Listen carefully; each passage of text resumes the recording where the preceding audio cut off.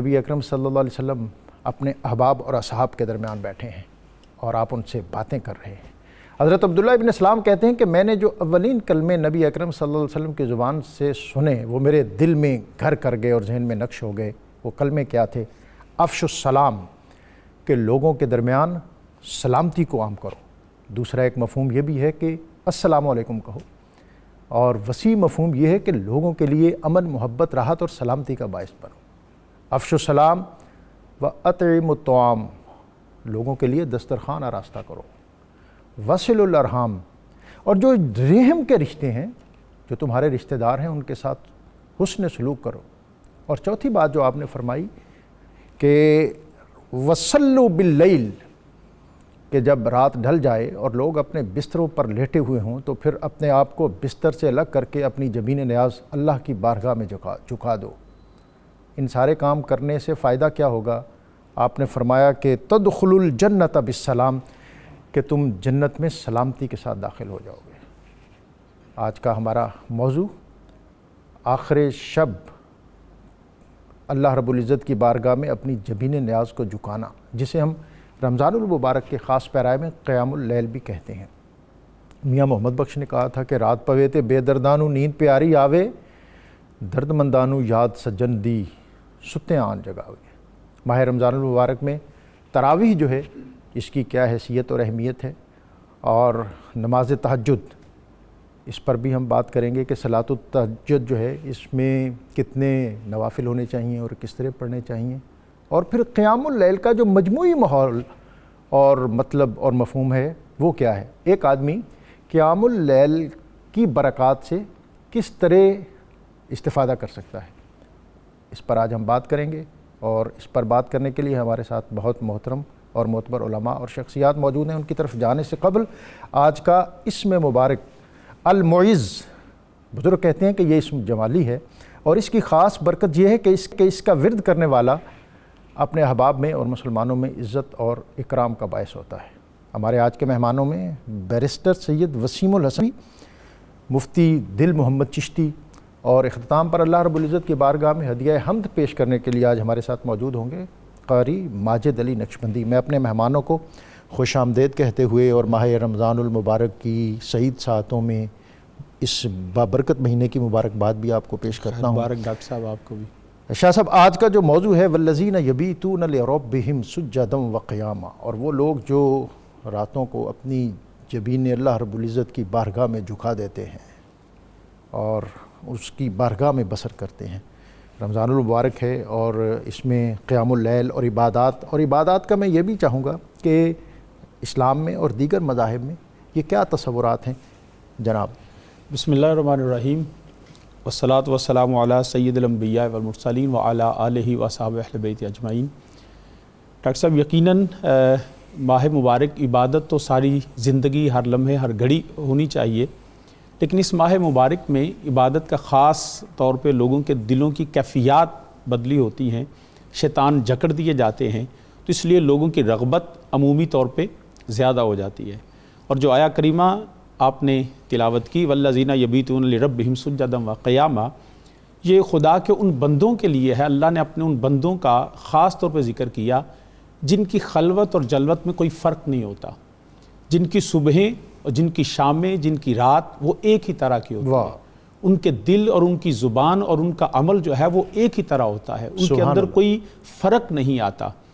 یہ وہ لوگ تھے جو دن کے وجہ سے پہلی آیات کو دیکھیں تو یہ وہ لوگ ہیں اللہ کے نیک بندے جو دن کو زمین پہ اکڑ کے نہیں چلتے، جو اپنے جب ان سے کوئی ایسا جاہل شخص بات کرتا ہے تو قالوا سلاما کہہ کے پاس سے گزر جاتے ہیں۔ وعباد الرحمن الذین یمشون علی الارض ہونا واذا خاطبہم الجاہلون قالوا سلاما۔ یہ جلوت اور مجلسی زندگی ہے، سوسائٹی کے اندر ان کا چلن کیسا ہے؟ یعنی یہ جو دو آیات ہیں، ایک طرف مجلسی زندگی ہے اور دوسری طرف تنہائی کی سعادت، اور اپنے آپ کو وہ حالانکہ ان کو سب پتہ ہوتا ہے لیکن وہ اگلے دوسرے شخص کے مینٹل لیول پہ آ کے گفتگو کرتے ہیں، اس سے جھگڑتے نہیں ہیں، اپنی زبان کی بھی حفاظت کرتے ہیں۔ تو اسی طرح اب جب ان کے یہ دن ان کے یہ ہوتے ہیں، راتیں ان کی اس طرح ہوتی ہیں سجدا وقیاما، سبحان اللہ، کہ وہ کبھی خدا کی بارگاہ میں جھکے ہوتے ہیں۔ سب سے پہلے میں یہ سمجھنا ہے کہ سجود کہتے کس کو ہیں؟ سر کو جھکا دینا، اپنے آپ کو پست کر لینا، جھک جانا، لیکن اس کے بچھنے میں ایک چیز ہمیں دیکھنی پڑے گی کہ عربی کے اندر ایک لفظ بولا جائے نخلۃ ساجدہ، وہ درخت بالخصوص عمومی طور پہ تو سارے جو جھکے ہوتے ہیں، لیکن کھجور کا وہ درخت جو اپنے پھل کی وجہ سے جھکا ہوتا ہے، تو وہ اس کا جھکنا اور دوسروں کے جھکنے میں بڑا فرق ہوتا ہے۔ سبحان اللہ۔ یہ وہ اللہ کے رحمان کے بندے ہوتے ہیں جو اپنے علم تقوی کے باوجود لوگوں کے سامنے اکڑ کے نہیں بلکہ خدا کے سامنے جھکے ہوتے ہیں، اور ان کی راتیں بھی اسی طرح ہوتی ہیں۔ ان کے پاس علم بھی ہوتا ہے، ان کے پاس تقوی بھی ہوتا ہے، ان کے پاس وہ شعور بھی ہوتا ہے، ان کے پاس وہ صلاحیتیں جو اللہ نے ان کو دی ہوتی ہیں، جس کو صحیح طور پہ بندگی کہا جاتا ہے۔ ہم تو شکل کے بندے ہیں نا، وہ ہیں جو عمل کے بھی بندے ہوتے ہیں۔ سبحان اللہ۔ تو ان لوگوں کی کیفیات رات میں بھی خدا کی بارگاہ میں جھکے ہوتے ہیں۔ پھر سب سے پہلے ہمیں اس بات کو بھی سمجھنا ہے کہ یہ جھکنا صرف سر کا جھکنا نہیں ہے، یہ دل کا جھکنا بھی ہے، یہ ماتھے کا جھکنا بھی ہے۔ اس کے اندر اس قوانین کو، جیسے مثال کے طور پہ جب ہم نے یہ دیکھا ہوگا کہ اونٹ، جب کوئی شخص سوار ہوتا ہے اونٹ کے اوپر، تو اونٹ پہ سوار اونٹ اپنے آپ کو سر کو جھکا لیتا ہے، اس کو سجد البعیر کہتے ہیں، کہ وہ جو اپنے آپ کے لوگوں کو سوار کرنے کے لیے خود کو جھکا لے۔ تو یہ وہ لوگ ہیں، میں یہ سمجھتا ہوں کہ جو اپنے آپ کو جو ہے وہ رات کے خدا کی بارگاہ میں جھکتے ہیں، یہ اپنے سر کو اس طرح جھکاتے ہیں کہ اپنے اوپر خدا کے قوانین کو طاری کر لیتے ہیں اور اس کی وائلیٹ نہیں کرتے، ہمیشہ خدا کی بارگاہ میں اس وہ جلوت و خلوت میں۔ اور اسی طرح کیونکہ یہ خاص بندے ہیں، قرآن کریم میں اللہ رب العزت فرماتا ہے قُلْ إِن كُنتُمْ تُحِبُّونَ اللَّهَ فَاتَّبِعُونِي يُحْبِبْكُمُ اللَّهُ۔ سبحان اللہ۔ وہ اللہ ان سے محبت کرتا ہے جو اتباع کرتے ہیں، قوانین کی پابندی کرتے ہیں۔ اچھا، اس میں یہ بھی میں وضاحت کرنا چاہوں گا کہ قرآن کریم میں دو لفظ ہیں، ایک اطاعت کا ہے، ایک اتباع کا ہے۔ اطاعت بھی ہم اس کو عمومی طور پہ ہم معنی لیتے ہیں، لیکن اس کے اندر بڑا باریک سا فرق یہ ہے کہ اطاعت کے اندر حکم اور قانون پایا جاتا ہے، اتباع کے اندر حکم اور قانون نہیں بلکہ محبت پائی جاتی ہے۔ سبحان اللہ۔ ہمیں جیسے قرآن کہتا ہے وَأَقِیمُوا الصَّلَاةَ وَآتُوا الزَّکَاةَ وَارْکَعُوا مَعَ الرَّاکِعِینَ، نماز قائم کرو، اس کے لیے زمان و مکان کی قید ہے کہ آپ نے کتاب و موقوتہ وقت مقررہ پہ نماز پڑھنی ہے، اتنی رکعت سے زیادہ آپ فرض پڑھ نہیں سکتے ہیں، وضو کرنا ہے۔ اس طرح وَلِلَّهِ عَلَى النَّاسِ حِجُّ الْبَیْتِ مَنِ اسْتَطَاعَ إِلَیْهِ سَبِیلًا، حج کے لیے بھی ٹائم اینڈ سپیس کا جو ہے وہ آپ نے وہاں ہو، وہ مہینہ ہو، زکوٰۃ کا نصاب، تو اس طرح۔ لیکن یہ اطاعت ہے۔ اتباع یہ ہے کہ آپ اس کے اندر قانون اور حکم نہیں ہوتا۔ ایک کوئی بچڑے کا یا گائے کا بچہ یا کوئی بھی وہ جب چلتا ہے تو اس کو عربی میں کہتے ہیں طبی، وہ اپنی ماں سے کسی یونیورسٹی سے ڈگری لے کے اپنے ماں کے ساتھ نہیں چلتا بلکہ ماں کی محبت میں اس کے ساتھ چلتا ہے، اس کو طبی کہتے ہیں۔ سبحان تو اللہ۔ یہ جو لوگ ہیں اللہ کے نیک بندے، یہ کسی قانون اور حکم کے ضابطے کو تو یقیناً مانتے ہیں، لیکن ان کے رات کا قیام اور دن کا جو معمولات ہیں وہ ایکچولی اللہ اور اس کے رسول کی محبت میں۔ سبحان اللہ۔ تیرے نقش پا کی تلاش تھی جو کہ جھکا رہا میں نماز میں، یعنی محبت جو ہے جب تک نہ ہو تو پھر عبادت میں مزہ بھی نہیں آتا۔ اور جو آپ نے خوبصورت بات کہی کہ جتنا کوئی آدمی اپنی عبادت میں خشوع اور خضوع کی منازل حاصل کرتا جاتا ہے اتنا ہی وہ پھر جھکتا اور جھکتا ہی چلا جاتا ہے۔ سرنگوں ہو کر بھرا کر جو اعلیٰ ظرف ہوتے ہیں ہمیشہ جھک کے ملتے ہیں، سراہی سرنگوں ہو کر بھرا کرتی ہے پیمانہ۔ مفتی دل محمد چشتی صاحب، آپ شیخ الحدیث ہیں، جامعہ نظامیہ کے بہت بڑا ادارہ ہے، اور آپ کی آمد میرے لیے بڑی طمانینت کا باعث ہے۔ یہ جو قیام اللیل ہے اس کا ایک تو مفہوم بتا دیں، اور دوسرا یہ کہ اس کے جو فوائد ہیں انسان کی شخصی تعمیر میں یہ کیا کیا ثمرات عطا کرتا ہے۔ بسم اللہ الرحمن الرحیم، حامدا للہ تعالی و مصلیا علی رسولہ النبی الکریم وعلی آلہ و اصحابہ اجمعین۔ بہت مہربانی اور شکریہ کہ آپ نے اپنے پروگرام کے اندر شرکت کی سعادت دی۔ قیام اللیل کے حوالے سے قرآن مجید کی جو آیت مبارکہ آج ہمارا عنوان ہے والذین یبیتون لربہم سجدا وقیاما، یہ قیام اللیل کے مقصدیت کو بھی بیان کرتی ہے۔ اسی طرح اور بھی آیات ہیں، اللہ تعالیٰ نے اپنے نیک بندوں کے بارے میں فرمایا کانوا قلیلا من اللیل ما یہجعون، کہ رات کا بہت کم حصہ وہ آرام میں گزارتے ہیں۔ اور قیام اللیل کی ایک اور مقصدیت جو دو آیات میں بہت واضح بیان کی گئی ہے وہ ہے وبالاسحار ہم یستغفرون، کہ سحری کے وقت وہ اپنے رب کی حضور بخشش کے طلبگار ہوتے ہیں۔ اللہ اکبر۔ والمستغفرین بالاسحار، سحری کے وقت بخشش کا طلبگار ہونا۔ قیام اللیل کے حوالے سے نبی کریم صلی اللہ علیہ وآلہ وسلم نے جو اہمیت بیان فرمائی تو وہ حضرت ابو ہریرہ رضی اللہ تعالیٰ عنہ اس حدیث کے راوی ہیں کہ نبی کریم صلی اللہ علیہ وآلہ وسلم نے ارشاد فرمایا کہ فرض نماز کے بعد افضل نماز صلاۃ فی جوف اللیل، کہ آدھی رات میں اٹھ کر نماز ادا کرنا ہے۔ سبحان اللہ۔ اسی طرح ایک صحابی ہیں، انہوں نے عرض کیا یا رسول اللہ صلی اللہ علیہ وآلہ وسلم ای الدعاء اسمع، کون سی دعا اللہ کی بارگاہ میں قبولیت تیز پاتی ہے سبحان اللہ۔ یا جلدی سنی جاتی ہے؟ تو آپ علیہ الصلاۃ والسلام نے فرمایا جوف اللیل، کہ جب رات کی تنہائی ہو اور رات کا آدھا حصہ ہو، انسان اٹھ کر اللہ کے حضور بندگی پیش کرتے ہوئے دعا کرے تو وہ دعا اللہ بہت جلد قبول فرماتا ہے۔ سبحان اللہ۔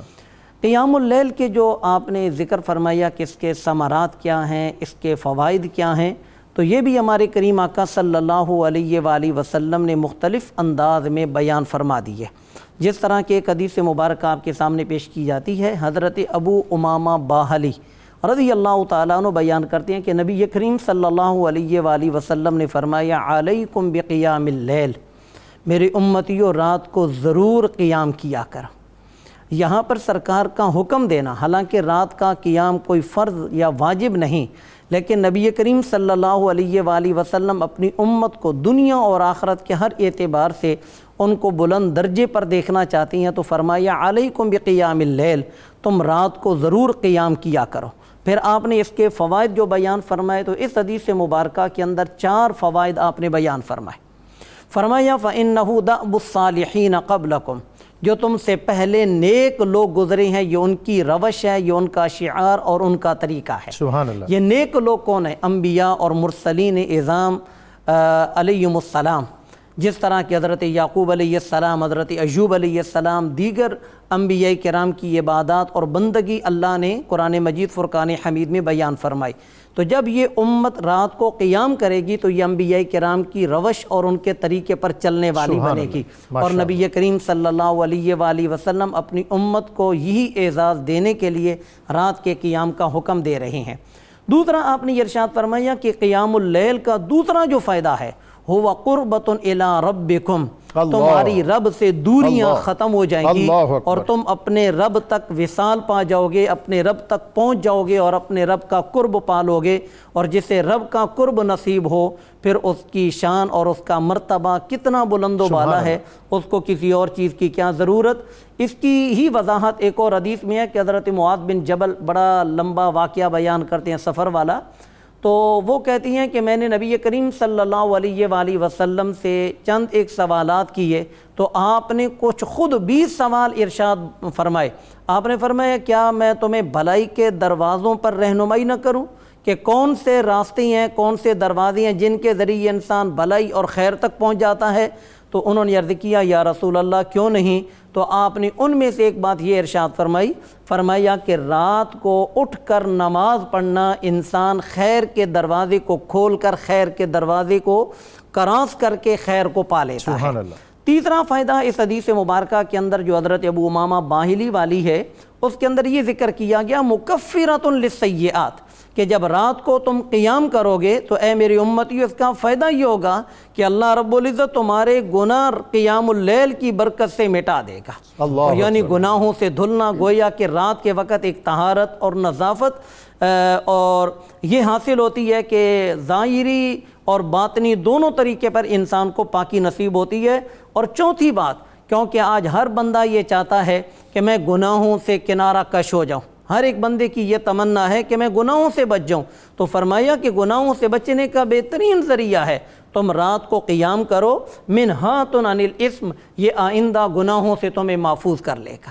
تو یہ قیام اللیل کی یہ برکات کہ جب یہ چاروں باتیں انسان کو حاصل ہوں گی تو شخصی زندگی کے اندر بھی نکھار آئے گا، سماجی زندگی کے اندر بھی نکھار آئے گا، انسان دنیا کے اندر بھی اللہ کا بہترین بندہ ہوگا، اور آخرت کے اندر تو پھر اللہ کریم۔ میں یہ آپ سے یہ بہت خوبصورت آپ نے باتیں کی ہیں، اور میں اس پر یہ بھی دوبارہ آپ کی خدمت میں حاضر ہوں گا تو میں یہ جاننا چاہوں گا کہ کیا قیام اللیل جو ہے یہ رات اگر 6 گھنٹے کی ہے تو 6 گھنٹے ہی اللہ کی بارگاہ میں کھڑے ہونے کا نام ہے، یا اس کا کوئی آپ اسکیجول ہے کہ جی آپ اگر یہ کر لیں تو اس کا مطلب قیام اللیل ہو گیا، اگر یہ کر لیں تو اس کا مطلب ہے کہ آپ نے رات اللہ کی بارگاہ میں بتا دی اور گزار دی، جیسا کہ حضرت عثمان رضی اللہ تعالیٰ عنہ کی روایت ہے کہ اگر کسی نے با جماعت عشاء کی نماز پڑھی تو گویا اس نے اور آدھی رات کا جو ایک اجر ہے قیام کا اس کو مل گیا، اور اگر صبح اس کو اللہ نے توفیق دی اور پھر فجر کی نماز بھی اس نے باجماعت پڑھی۔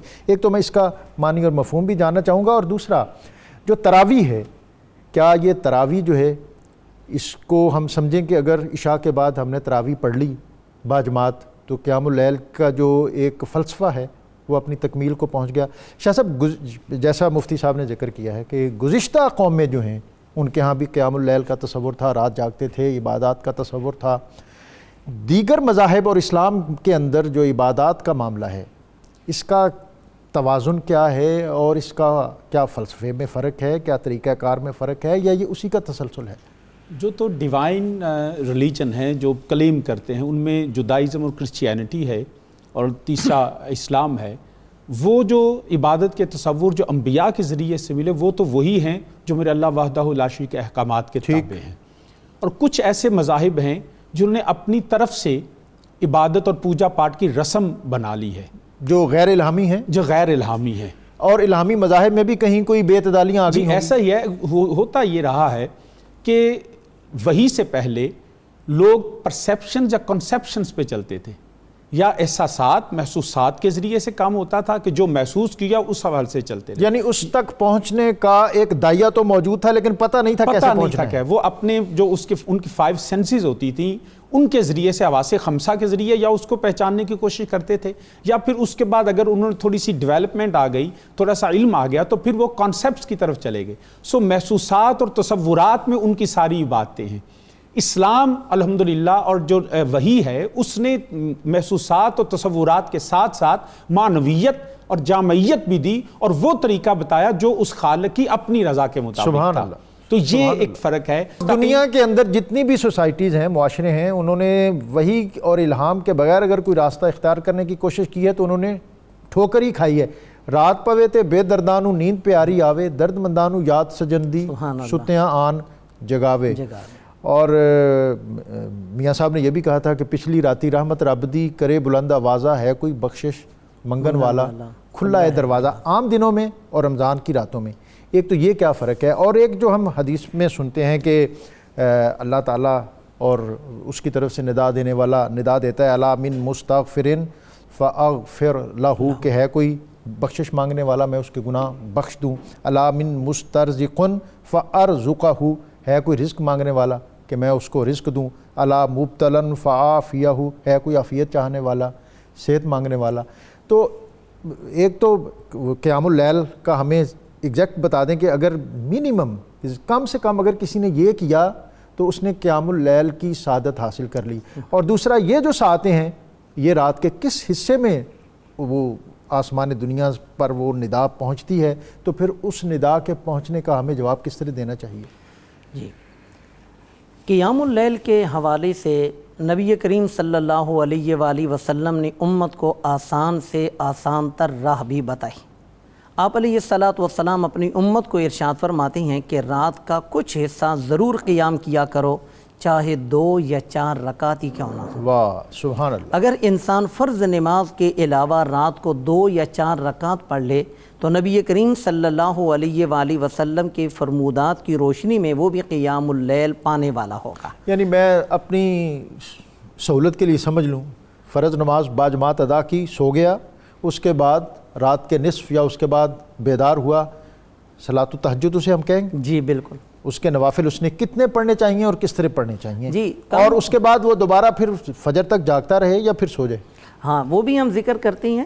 تو جس طریقے پر کہ نبی کریم صلی اللہ علیہ وآلہ وسلم نے حضرت داؤد علیہ السلام کی نماز اور ان کے روزوں کا ذکر کرتے ہوئے فرمایا، اللہ تعالیٰ کے ہاں حضرت داؤد علیہ السلام کی نماز سب سے مقبول اور پیاری ہے، اور حضرت داؤد علیہ السلام کا رات کو قیام کرنے کا طریقہ کار یہ تھا کہ آپ رات کا 1/3 حصہ آرام فرماتے، کان ینام، کہ آپ رات کا 1/3 حصہ آرام کرتے، نیند کرتے۔ سبحان اللہ۔ اب پھر رات کا 1/3 حصہ جب گزر جاتا تو پھر آپ اٹھ کر کھڑے ہو جاتے اور اللہ کی بارگاہ میں قیام کرتے۔ سبحان اللہ۔ یعنی حدیث مبارکہ یہ کہ آدھی رات آپ قیام کرتے، حضرت داؤد علیہ السلام آدھی رات قیام کرتے، اور رات کا پھر 1/3 حصہ آدھی رات کے بعد اپنے رب کی حضور قیام کرتے ہیں، سبحان اللہ، اور پھر 1/6 حصہ، 1/6 حصہ پھر آپ آرام کرتے ہیں۔ اس کے اندر علماء کرام نے اور محدثین نے بڑے فوائد لکھے ہیں۔ ایک تو اس کے اندر آسانی ہے، ساری رات جاگنے کی وجہ سے انسان کے بدن کے اندر نقاہت اور کمزوری بھی ہو جاتی ہے، جس طرح کہ نبی کریم علیہ السلام نے فرمایا لِنَفْسِكَ عَلَيْكَ حق وَلِزَوْجِكَ عَلَيْكَ حق، اپنی ذات کا بھی حق ادا کرو، اپنے گھر والوں کا بھی حق اور ادا اگر کرو۔ آپ ذہنی اور جسمانی طور پر آسودہ نہیں ہیں تو پھر کیفیت بھی وہ عطا نہیں۔ 3 کالر ہیں ہمارے ساتھ، لیکن گفتگو میں آپ کے ساتھ جاری رکھوں گا۔ السلام علیکم۔ جی وعلیکم السلام۔ جی حافظ یوسف صاحب، آپ کو خوش آمدید۔ کیا حال ہے جناب؟ الحمدللہ جناب۔ اچھا، میرے سر 2 سوال ہیں۔ جناب۔ ایک تو یہ ہے کہ ایک بندہ ساری رات جاگتا ہے جناب۔ تو نماز تہجد کے لیے سونا شرط ہے، اگر وہ شرط نہیں پائے گی تو تہجد کس وقت پڑھے؟ جناب، اگر وہ ساری رات جاگتا ہے اور تہجد کے لیے سونا شرط ہے جناب، دوسرا نہیں پائے گی تو نماز تہجد کس وقت ادا کرے؟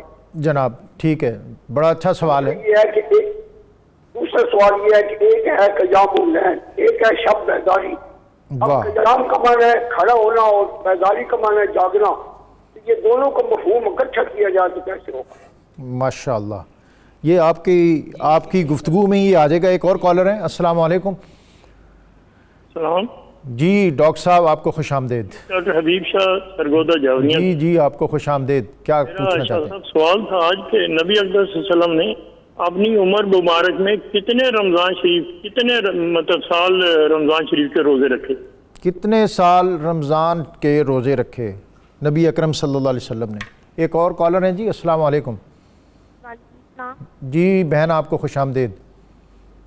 سر مجھے یہ کوشچن کرنا ہے کہ مجھے کسی نے بتایا کہ آپ صلی اللہ علیہ وسلم جب وطر پڑھتے تھے تو وطر کی ترتیب میں یہ ہوتا تھا کہ 1 رکعت علیحدہ سے اور اس کی 2 رکعت وطر کا اپنی اہلیہ کو بھی بیدار کیا، یعنی صرف یہ نہیں ہے کہ آپ اللہ کی توفیق سے اٹھیں اور اپنے اہل خانہ کے حوالے سے آپ جو ہیں وہ غافل رہیں، ایسا نہیں ہے۔ نبی صلی اللہ علیہ وسلم نے فرمایا بالخصوص یہ ایام جو ہیں کہ جو شخص خود رات کو بیدار ہو اور اپنی اہلیہ کو بھی یعنی اپنے گھر والوں کو بیدار کرے، دونوں مل کر 2 رکعت نماز ادا کریں تو ان کا شمار اللہ کا کثرت سے ذکر کرنے والوں اور کثرت سے ذکر کرنے والیوں میں ہوگا، یعنی مرد کا ذکر کرنے والوں۔ اور قرآن پاک میں بھی جو حکم ہے کہ قو انفسکم و اہلیکم نارا، آج جو جدید سوسائٹی ہے، معاشرت ہے، اس میں ظاہر ہے ایک تو ہماری یہ خواہش ہوتی ہے کہ ہمارے گھر کے سامنے کسی اور گھر کا دروازہ نہ کھلے، ہماری چھت کے ساتھ کسی کی چھت نہ ملی ہوئی ہو، اور پھر ایک گھر میں رہتے ہوئے بھی ہم بچوں کا کمرہ الگ ہے، اپنا الگ ہے اور ایک دوسرے سے قطع تعلق ہیں۔ تو جب آپ خود اللہ تعالیٰ کی بارگاہ میں جھکنے کے لیے اٹھیں تو دین کی اسپرٹ اور تربیت کا تقاضا یہ ہے کہ آپ اپنے بچوں کو بھی عبادات کے لیے مصلی پر کھڑا کرنے کا اہتمام کریں۔ اور موجودہ حالات میں جب مساجد میں جانے کے حوالے سے کچھ تذبذب ہے تو ان ایام کا ایک فائدہ یہ بھی ہو سکتا ہے کہ آپ اپنے گھروں میں عبادات کا، تراویح کا اہتمام کریں۔ اور میں ان ایام میں بہت سے لوگوں نے یہ اہتمام کیا ہے کہ اپنے گھر میں تراویح اور نماز، اور پھر کنبے کا سربراہ خود امامت کے لیے کھڑا ہو تو پھر گھر کا ماحول جو ہے وہ تو نور علی نور ہی ہوگا۔ بریک پہ جانے سے قبل کویسچن تھا، ایک تو یہ کہ نبی اکرم صلی اللہ علیہ وسلم کہ وطر کا طریقہ کیا تھا، دوسرا یہ ہے کہ نبی اکرم صلی اللہ علیہ وسلم آپ نے کتنے رمضان بسر کیے اور ظاہری حیات میں، تیسرا یہ ہے کہ قیام اللیل اور شب بیداری، یہ 2 لفظ جو ہیں وہ عام استعمال ہوئے ہیں۔ قیام اللیل جو ہے یہ کیا ہے اور شب بیداری کیا ہے، اور تیسرا حافظ یوسف صاحب، مجھے لگتا ہے حافظ یوسف صاحب خود بڑے پڑھے لکھے آدمی ہیں، وہ بات پوچھتے ہیں کہ اگر آپ نے ساری رات جاگتے رہے ہیں تو تہجد کے نوافل کے لیے کیا سونا اور تھوڑی سی نیند شرط ہے، اور اگر آپ اس شرط کو پورا نہ کیا تو پھر تہجد کے نوافل کس طرح پڑھیں گے، اور اگر نیند تھوڑی سی لے لی تو کیا آپ 12 بجے 11 بجے 10 بجے بھی اگر اٹھ کے نوافل پڑھ سکتے ہیں؟ یہ میں اپنی طرف سے اپنی رہنمائی کے لیے پوچھ رہا ہوں۔ نماز تہجد کے لیے عشاء کی نماز کے بعد کچھ دیر کے لیے نیند یا اونگ یہ شرط ہے۔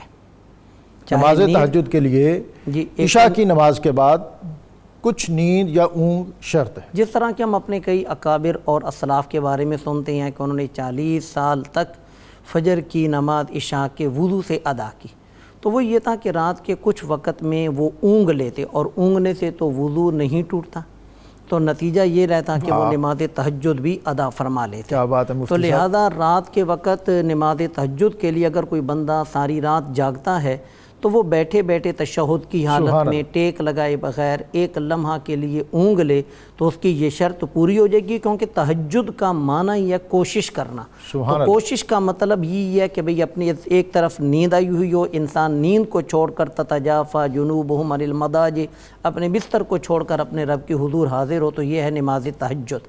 تو نماز تہجد کے لیے کتنی رکعات ہیں؟ ضروری تو کوئی نہیں، کیونکہ نماز تہجد اس امت کے لیے نفل کا درجہ رکھتی ہے، 2 رکعت پڑھ لیں، 4 پڑھ لیں، 8 پڑھ لیں، 6 پڑھ لیں، لیکن نبی کریم صلی اللہ علیہ وآلہ وسلم عموماً تہجد کی جو نماز ہے اس کے اندر 8 یا 12 رکعات ادا فرماتے۔ 8 یا 12 رکعت نبی اکرم صلی اللہ علیہ وسلم تہجد کے لیے ادا فرمایا کرتے جی، اور آپ صلی اللہ علیہ وسلم کا جو قیام اللیل تھا، جس طرح کہ انہوں نے سوال کیا کہ قیام اللیل اور شب بیداری، یعنی ساری رات، شب بیداری کا ہمارے یہاں مفہوم یہ ہے کہ ساری رات جاگنا، اور قیام اللیل کا جو اصطلاحی معنی ہے کہ وہ رات کا کچھ حصہ بھی اللہ کی حضور بندگی کے لیے حاضر ہو جانا، یہ قیام اللیل ہے۔ تو شب بیداری نبی کریم صلی اللہ علیہ وآلہ وسلم خاص راتوں میں، جس طرح کہ رمضان شریف کی رات، رمضان شریف کے اندر خاص طور پر شب قدر کی رات، پچھلا مہینہ جو ماہ شعبان گزرا اس کی شب برات، آپ علیہ الصلوۃ والسلام ساری رات قیام فرماتے۔ سبحان اللہ۔ جس طریقے پر کہ حضرت میں بات آپ کی یہیں سے ایک بات میں اور بھی آپ سے جاننا چاہوں گا کہ جو نبی اکرم صلی اللہ علیہ وسلم کی حیات طیبہ میں ہمیں رمضان کے آخری عشرے میں تراویح کے حوالے سے جو آپ کا اسوہ ملتا ہے، وہ بھی شاید رات کے آخری حصے میں تھا کہ صحابہ کہتے ہیں کہ ہمیں خدشہ ہوا کہ کہیں سحری جو ہے ہم اس سے محروم نہ ہو جائیں۔ بالکل، تو یہ بھی میں آپ سے آگاہی لوں گا کہ تراویح کا جو وقت ہے وہ کیا ہے؟ نماز تراویح، تراویح کا جو لفظ ہے یہ ترویحہ کی جمع ہے، جس کا مطلب یہ آرام کرنا، نہ کہ چل سو چل۔ تو 4 رکعت کے بعد جتنا 4 رکعت ادا کرنے میں ٹائم لگا ہے اتنا ٹائم بیٹھا جائے، آرام کیا جائے، پھر نماز تراویح ادا کی جائے، تو یہ رات کا کافی سارا حصہ نماز تراویح کے اندر صرف ہو جاتا ہے، اور یہ قیام اللیل بھی ہے، نماز تراویح بھی ہے، اور اس کے بعد اگر تھوڑی سی اونگ کر کے پھر نماز ادا کر لی جائے تو نماز تہجد بھی ادا ہو جاتی ہے۔ تو نبی کریم اچھا، میں باتیں بہت ہیں چونکہ، اور ہمیں آپ سے آپ کی موجودگی سے فائدہ بھی اٹھانا ہے۔ حرمین میں ہم دیکھتے ہیں رمضان المبارک میں لوگ ایک تو بعض قرآن پاک سامنے کھول کے حالت قیام میں ہوتے ہیں، کھڑے ہوتے ہیں، اور قرآن کی تلاوت ہو رہی ہوتی ہے تراویح میں، اور انہوں نے قرآن پاک کو کھولا بھی ہوتا ہے۔ کیا تراویح میں قرآن پاک کھول کے ایک تو امام اور دوسرا مقتدی دیکھ کے پڑھ سکتے ہیں؟ فقہ حنفی کے مطابق نماز کے دوران قرآن مجید دیکھ کر پڑھنا یا دیکھ کر سننا یہ درست نہیں، کیونکہ فَقْرَؤُوا مَا تَيَسَّرَ مِنَ الْقُرْآنِ، جتنی قرآن کی آیات بینات انسان کو آسانی سے پڑھنے پر قدرت حاصل ہے اتنی وہ قرات کر لے۔ دیکھ کر پڑھنا یہ ایک نماز کے اندر ایک عمل کثیر ہے، اور اس عمل سے فقہ حنفی کے اندر منع کیا گیا ہے، اس سے نماز فاسد ہو جاتی ہے۔ ٹھیک۔ وطر جو ہیں یہ پوچھا گیا تھا کہ اس کا طریقہ کیا تھا؟ جی، وطر کے حوالے سے کہ وطر کا مطلب ہوتا ہے طاق کر دینا۔ آپ صلی اللہ علیہ وسلم تہجد کی نماز پڑھتے اور تہجد کے آخر میں آپ وطر کی نماز ادا کرتے، تو وہ 3 رکعت آپ صلی اللہ علیہ وآلہ وسلم نماز وطر پڑھتے، اور ایک سلام کے ساتھ، جس طرح کہ حضرت عائشہ صدیقہ رضی اللہ تعالیٰ عنہ بیان کرتی ہیں کہ نبی کریم صلی اللہ علیہ وآلہ وسلم آخر میں 3 رکعت وطر پڑھتے۔ پہلی رکعت میں قل یا ایھا الکافرون، دوسری رکعت میں اذا جاء نصر اللہ، اور تیسری رکعت میں تبت یدا ابی لہب، اور مختلف اور بھی صورتوں کی قرات حضرت عائشہ اور دیگر حضرت علی کرم اللہ وجہہ الکریم کی روایات سے ثابت ہے۔ لہذا وطر بہترین 3 رکعت ہیں، کیونکہ جو وطر کی جو نماز ہے وہ نبی کریم صلی اللہ علیہ وآلہ وسلم کے فرمودات کی روشنی میں وہ دن کے وطر کی طرح ہے، اور دن کے جو وطر ہیں اس سے مراد ہے نماز مغرب، یعنی کہ اس کو نام کے اعتبار سے وطر کہا گیا، نہ کہ حکم کے اعتبار سے، تو وہ بھی 3 رکعت ہیں اور ایک سلام کے ساتھ۔ تو رات کی بھی جو وطر ہیں وہ بھی 3 رکعت ہیں۔ اچھا، میں دوبارہ جب آپ کے پاس آؤں گا تو ایک تو رمضان المبارک میں وطر جو ہے اس کی ادائیگی، اس پر بھی میں بات کروں گا، اور پھر یہ کہ نبی اکرم صلی اللہ علیہ وسلم نے رمضان المبارک جو آپ کی ظاہری حیات میں تھے وہ کیسے تھے اور کس طرح تھے؟ شاہ صاحب یہ جو کویسچن ابھی جن پر یہ بات ہوئی آپ اس میں کچھ اضافہ کرنا چاہیں؟ اس میں میں مفتی صاحب سے میں نے نا آپ کے آنے سے پہلے یہ بات ہو رہی تھی کہ بعض عمومی طور پہ لوگ یہ سمجھتے ہیں کہ نماز وطر جو ہے یہ جو تراویح ہے یہ سرے سے نماز ہی نہیں ہے، کچھ ایسے مکتبہ فکر ہیں. تو میں یہ بھی ان سے رہنمائی آج لینا چاہوں گا کہ ذرا اس پہ وضاحت کر دیں کہ کیا نماز تراویح واقعہ ہی کوئی سرے سے نماز ہی نہیں ہے، یا کہ یہ الگ سے ایک جو ہے وہ رسول صلی اللہ علیہ وسلم کا معمول تھا دیگر مہینوں سے ہٹ کے. تو یہ میں مفتی صاحب سے یہ پوچھنا چاہوں گا. باقی تہجد کے حوالے سے میرے خیال مفتی جی، صاحب اور آپ قبلہ نے یہ اچھا کیا. میں بھی مفتی صاحب ہمارے یہاں اصل میں مسئلہ ہمارا یہ مسائل پہ آپ جیسے مفتیان جو ہیں وہ ذرا دستیاب کم ہوتے ہیں، تو آپ کی موجودگی جو ہے اس سے ہم ذرا فائدہ اٹھانا چاہتے ہیں. میں رمضان المبارک ایک تو کالر نے پوچھا تھا کہ نبی اکرم صلی اللہ علیہ وسلم نے رمضان المبارک ظاہری حیات میں کتنے آپ کی زندگی میں آئے. بظاہر مجھے جو نظر آتا ہے کہ اگر 18 ماہ بعد، ہجرت کے 18 ماہ بعد جو رمضان المبارک ہے اس میں رمضان کے روزے نہیں، اس میں فرضیت روزے کی فرضیت ہے. جی، یا ایھا الذین آمنوا کتب علیکم الصیام کما کتب علی الذین من قبلکم لعلکم تتقون. میرے خیال میں یہ جو ایک تدریجی عمل ہے عبادت کے فرض ہونے کا، اس میں روزے کے حوالے سے یہ پہلا حکم ہے. جی، رمضان کے روزے کا نہیں. جی، میرے خیال میں، اور میں نے اس میں دیکھا ہے کہ ابن کثیر نے اور امام فخر الدین رازی نے بھی یہ پیرایا اختیار کیا ہے کہ ایام 20 کے روزوں کا یہ حکم ہے. اور اس کے بعد شہر رمضان الذی انزل فیہ القرآن ھدی للناس وبینات من الھدی والفرقان فمن شہد منکم الشہر فلیصم. یہ حکم ہے کہ جس میں رمضان کے مہینے کے پورے جو 30 دن، اور اسی میں کل بھی ہم نے اس پہ تھوڑی سی بات کی کہ ایام معدودات، اور یہاں جو ایام معدودات میں ایام جو ہے یہ جمع قلت ہے. جی، اور جمع قلت جو ہے یہ 9 تک، جی، آپ یہ 9 تک کا عدد جو ہے اس کو افورڈ کرتا ہے یا کر سکتا ہے. اور 30 کا جو عدد ہے وہ شاید اس میں اس لیے بھی نہیں ہے کہ جب مینا میں قیام کے حوالے سے ایام معدودات کا ذکر آتا ہے تو وہاں تو 2 3 4 دن تک کا ذکر ہے. تو یہ ساری رہنمائی ہمیں عطا کر دیں. ایک تو نبی اکرم صلی اللہ علیہ وسلم، اگر آپ کا ظاہر ہے یہ ہم اس کو 2 ہجری کنسیڈر کریں تو پھر کتنے رمضان 7 بنتے ہیں یا 8 بنتے ہیں. اور پھر نبی اکرم صلی اللہ علیہ وسلم رمضان جو آخری آیا تو اس میں پھر آپ نے دور کیا اور قرآن پاک کا جو 2 دفعہ دور کیا، عام معمول میں 1 دفعہ تھا. اور میری بات ذرا لمبی ہوگی لیکن میں سننا سارا کچھ آپ سے چاہتا ہوں.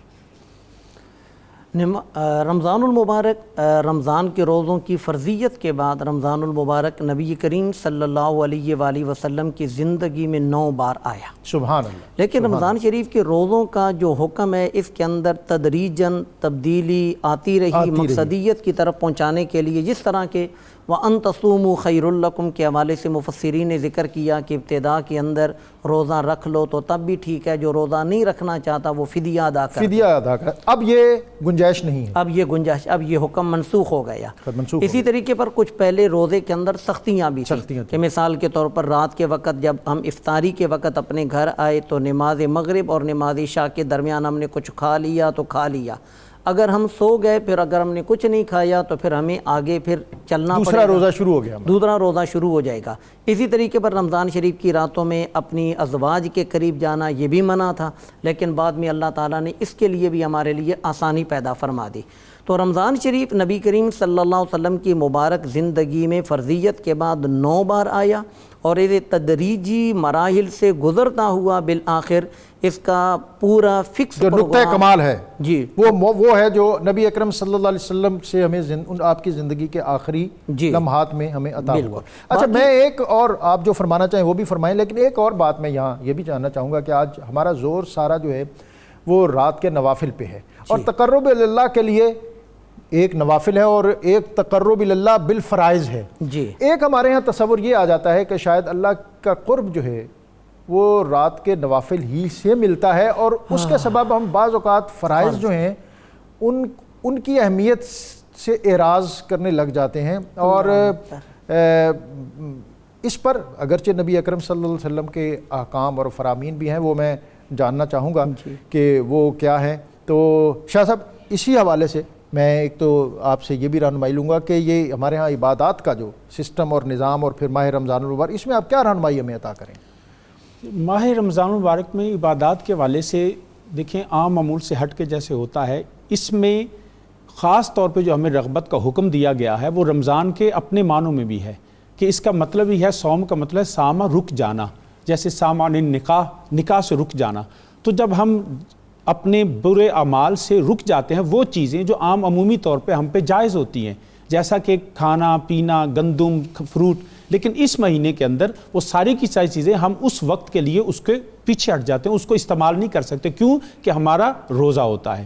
تو جب ہم اپنے جائز کاموں سے ہٹ جاتے ہیں تو پھر فرائض تو ہم نے ادا کرنے ہی ہیں، تو نفل و نوافل کی طرف ہمیں زیادہ رغبت ہے۔ اس کا مطلب ہے کہ کچھ جائز چیزیں وقتی طور پہ ہم اس کو چھوڑ دیں، اور کچھ ایسی جو ہم پہ فرض نہیں ہے اس کی طرف ہم رغبت اختیار کریں، جس طرح تراویح کی نماز ہے، جس طرح نفل و نوافل ہے، قرآن کریم کی تلاوت ہے۔ لیکن جو چیز ہمیں اس باتوں سے روکتی ہے وہ قرآن کریم نے بیان فرمائی ہے، جو بلکہ ہمیں ہدایت جو ملتی ہے وہ اس شخص سے ملتی ہے جس کی وجہ سے اس دنیا میں ساری تباہی، جس کو ابلیس کہا جاتا ہے، وہ جب اللہ رب العزت نے اس کو فرمایا، اب اس کی عبادت 7 لاکھ سال سے زائد اللہ کی عبادت کرتا رہا، رکوع و سجود کرتا رہا، وہ بھی قیام اللیل کرتا تھا، لیکن وہ راندہ درگاہ کیوں ہوا؟ اس کی وجہ قرآن نے بیان فرمایا، ابا واستکبر۔ یہ تکبر اور غرور جو ہے یہ ہمیں عبادت سے روکتا ہے۔ وہ اس نے کہا انا خیر من تکبر عزازیل را خار کرد، سو یہ بنیادی طور پہ ہمارے اندر جو ایک، جیسے ہم عمومی طور پہ سوال کیا جاتا ہے کہ جی شیطان تو جکڑ دیے گئے ہیں، گناہ پھر کیوں ہو رہے ہیں؟ یہ تو اسی طرح ہے، اسی طرح لوگ فراڈ کر رہے ہیں، اسی طرح لوگ جھوٹ بول رہے ہیں۔ تو اس کی وجہ یہ ہے، ایک تو قرآن کریم میں سورہ الناس میں ہے کہ قل اعوذ برب الناس مالک الناس الہ الناس من شر الوسواس الخناس الذی یوسوس فی صدور الناس من الجنۃ والناس۔ وہ جو جکڑ دیے گئے ہیں وہ علماء فرماتے ہیں وہ جن تھے، شیاطین، کچھ الناس میں شیاطین ہوتے ہیں، وہ اسی طرح کھلے ہوتے ہیں۔ اور جو نفس ہے انسان کا وہ بھی تو ہمیں ہر وقت جو خوگر ہو چکا ہے ان برائیوں کا، اور اس کو اب اس مہینے میں ہماری جو ایکسرسائز ہے، جو مشق ہے، وہ تو یہی ہے کہ یہ کل جو اے تن رب سجدہ حجرا ادے اندر پا ہے، حضرت سلطان بہو نے کہا کہ اس کے اندر جو ہے وہ جو نور اور یہ اللہ کی جو جلوے ہیں اس کا جو یہ مظہر اور محبت ہے، اس کی طرف توجہ کریں۔ آج کا جو موضوع تھا والذین یبیتون لربہم سجدا وقیاما، یہ بہت اہم تھا، اور یقیناً ابھی بہت سی باتیں ایسی تھیں جو ہونی چاہیے تھیں اور ہو سکتی تھیں، لیکن وقت کے دامن میں بہت زیادہ جگہ نہیں ہے۔ جو اختتام پر ہم بات کر رہے تھے کہ تقرب الی اللہ کے لیے ایک فرائض ہیں اور ایک نوافل ہیں، بالعموم ہمارے ہاں یہ سمجھا جاتا ہے، یا ہماری کم فہمی کی وجہ سے کہ شاید یہ ہم ایک حدیث شریف پڑھتے ہیں، لا یزال عبدی یتقرب الی بالنوافل، کہ میرا بندہ مسلسل نوافل کی ادائیگی سے میرا قرب حاصل کر لیتا ہے، یہاں تک کہ وہ میں اس سے محبت کرنے لگتا ہوں، اور پھر جب میں اس سے محبت کرتا ہوں تو میں اس کے کان بن جاتا ہوں جس سے وہ سنتا ہے، میں اس کی آنکھیں بن جاتا ہوں جس سے وہ دیکھتا ہے، میں اس کے ہاتھ بن جاتا ہوں جس کی قوت سے وہ پکڑتا ہے، میں اس کے پاؤں بن جاتا ہوں جس سے وہ چلتا ہے، اور اگر وہ میری پناہ چاہے تو میں اس کو اپنی پناہ عطا کرتا ہوں۔ یہ حدیث ہم بالعموم سنتے ہیں، لیکن اس حدیث شریف کا یہ صحیح بخاری میں ہے، اور اس کو حدیث قدسی بھی کہتے ہیں کہ الحدیث قدسی وہ ہوتی ہے کہ جس میں فرمان اللہ تعالیٰ کا ہوتا ہے اور الفاظ نبی اکرم صلی اللہ علیہ وسلم کے ہوتے ہیں۔ اس حدیث کا جو پہلا حصہ ہے کہ جس میں فرمایا گیا کہ میرا بندہ مسلسل فرائض کی ادائیگی سے بھی میرا قرب حاصل کرتا ہے، تو ہمارا دین جو ہے یہ ایک متوازن دین ہے، ہمیں جو فرائض ہیں ان کی ادائیگی کی طرف بھی توجہ دینی چاہیے، اور جو شب بیداری ہے، جو قیام اللیل ہے، اس کی طرف بھی ہمیں رغبت ہونی چاہیے۔ اقبال نے کہا تھا کہ عطار ہو، رومی ہو، رازی ہو، غزالی ہو، کچھ ہاتھ نہیں آتا بے آہ سحر گاہی، کے اکابر شخصیات دنیا کی جتنی ہیں، دینی حوالے سے یا دنیاوی حوالے سے بھی، جب تک ان کی محنت میں آخری شب کا رت جگہ شامل نہ ہو، وہ کامیابی اور کامرانی کی منازل جو ہیں وہ طے نہیں کر سکتی۔ اور قیام اللیل کا اگر منظر اور مظہر خدا کرے کہ نبی اکرم صلی اللہ علیہ وسلم اور حرمین شریفین اس کے دروازے گناہ گاروں کے لیے کھلیں، اور آخری ساعتیں رات کی اگر آپ کو ان بابرکت دنوں میں اور بالخصوص آخری عشرے میں وہاں میسر آئیں، اور اللہ کی بارگاہ میں دعا ہے کہ وہ در اور دروازے ہمارے لیے دوبارہ کھلیں، تو پھر وہاں پر طریقہ یہ ہے کہ تراویح، اور تراویح کے بعد نوافل میں 3 پارے پڑھے جاتے ہیں، اور پھر تہجد کی اذان ہوتی ہے، اور رات کی ساعتیں وہ برکت والی ساعتیں ایسے گزرتی ہیں کہ پھر پتہ ہی نہیں چلتا۔ آج کا میں اپنے مہمانوں کا شکریہ ادا کرتے ہوئے آج کا وظیفہ، قرآنی وظیفہ سبحان اللہ و بحمدہ سبحان اللہ العظیم، جو شخص اس کا مستقل ورد کرتا ہے وہ ہر قسم کی آفات سے محفوظ رہتا ہے۔ آج کل کے حالات میں یہ وظیفہ بہت زیادہ موزوں ہے۔ ہمارا یہ پروگرام فیس بک اور یوٹیوب پر لائیو نشر ہو رہا تھا، اور آپ یوٹیوب چینل ہمارا سبسکرائب کر کے اپنی قیمتی آراء سے بھی ہمیں آگاہ کر سکتے ہیں۔ درخواست گزار ہوں اپنے مہمان حمد خان قاری ماجد علی نقشبندی سے کہ وہ اللہ رب العزت کی بارگاہ میں ہدیہ حمد پیش کریں۔ یا الہی ہر جگہ تیری عطا کا ساتھ ہو، یا الہی ہر جگہ تیری عطا کا ساتھ ہو، جب پڑے مشکل شہ مشکل کشا کا ساتھ ہو، یا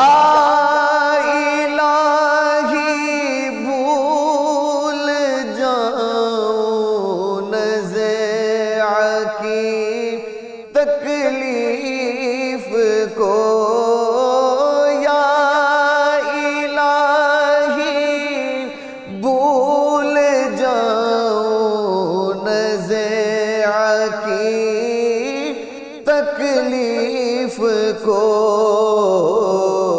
شادی دیدار حسن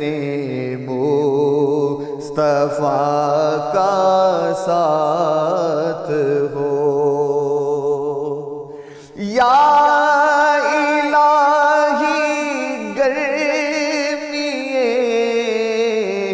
محشر سے جب بڑھ کے بدر، یا الہی گرمی محشر سے جب بڑھ کے بدر، دامن محبوب کی ٹھنڈی ہوا کا ساتھ ہو، دامن محبوب کی ٹھنڈی ہوا کا ساتھ ہو، یا الہی جب بہیں آنکھیں حساب جرم میں، یا الہی جب بہیں آنکھیں حساب جرم میں، تبسم ریز ہونٹوں کی دعا کا ساتھ ہو، جب پڑے مشکل شہ مشکل کشا کا ساتھ ہو، یا الہی جب سرے شمشیر پر چلنا پڑے، یا الہی جب سرے شمشیر پر چلنا پڑے، رب سلم کہنے والے غم زدہ کا ساتھ ہو،